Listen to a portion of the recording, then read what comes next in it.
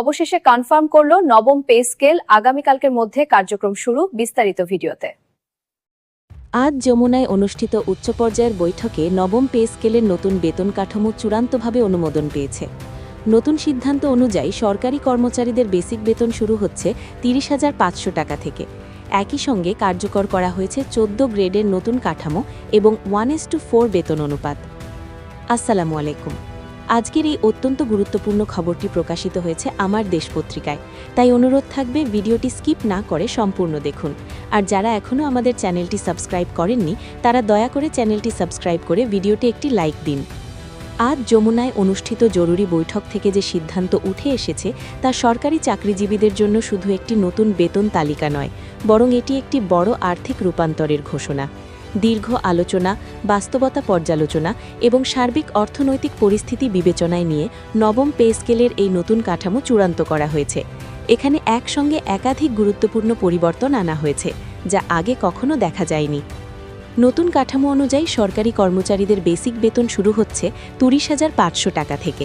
এটি কেবল অঙ্কের পরিবর্তন নয়, বরং বর্তমান জীবনযাত্রার ব্যয়, বাজার মূল্য, শিক্ষা ও চিকিৎসা খরচ এবং সামাজিক দায়বদ্ধতার সঙ্গে সামঞ্জস্য রেখে নেওয়া একটি সময়োপযোগী সিদ্ধান্ত। দীর্ঘদিন ধরে বেতন কাঠামো নিয়ে যে অসন্তোষ ও চাপ ছিল, এই সিদ্ধান্ত তা অনেকটাই লাঘব করবে বলে মনে করা হচ্ছে। নবম পে স্কেলে বেতন অনুপাত নির্ধারণ করা হয়েছে 1:4, অর্থাৎ সর্বনিম্ন ও সর্বোচ্চ গ্রেডের বেতনের পার্থক্য আগের তুলনায় অনেক বেশি ভারসাম্যপূর্ণ করা হয়েছে। এই অনুপাতের লক্ষ্য হল উচ্চ পদের দায়িত্বের মূল্যায়ন বজায় রাখা এবং একই সঙ্গে নিচের গ্রেডের কর্মচারীদের ন্যায্য অধিকার নিশ্চিত করা। ফলে একই কাঠামোর ভেতরে বৈষম্য কমে আসবে এবং কর্মপরিবেশে সমতা তৈরি হবে। এই পে স্কেলে মোট গ্রেড সংখ্যা নির্ধারণ করা হয়েছে 14টি। গ্রেড সংখ্যা কমিয়ে আনার ফলে পদোন্নতির ধারা আরও সুসংগঠিত হবে। দীর্ঘদিন একই গ্রেডে আটকে থাকার যে অভিযোগ ছিল তা অনেকটাই কমবে বলে সংশ্লিষ্টরা আশা করছেন। নতুন গ্রেড বিন্যাসে দায়িত্ব, অভিজ্ঞতাকে আলাদাভাবে গুরুত্ব দেওয়া হয়েছে। এই সিদ্ধান্তের সরাসরি প্রভাব পড়বে প্রায় ২২ লাখ সরকারি চাকরিজীবীর ওপর।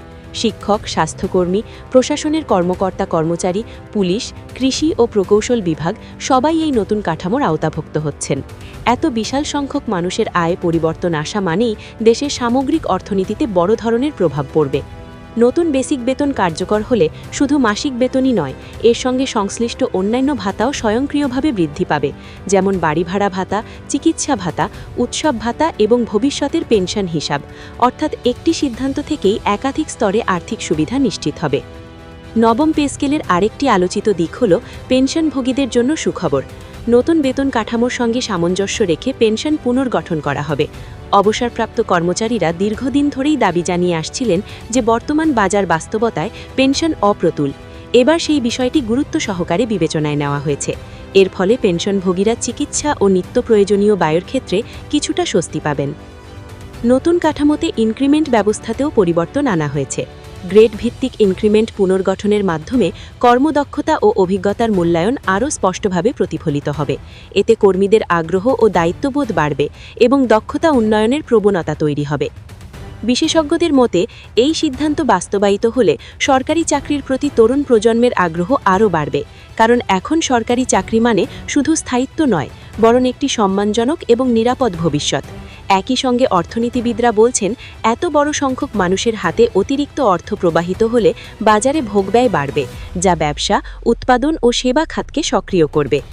তবে এই সিদ্ধান্তের সফলতা নির্ভর করবে দ্রুত ও স্বচ্ছ বাস্তবায়নের উপর। বেতন নির্ধারণ, গ্রেড সমন্বয় এবং পেনশন পুনর্গঠনের প্রতিটি ধাপ যেন সঠিকভাবে কার্যকর হয়, সেটিই এখন সবচেয়ে বড় চ্যালেঞ্জ।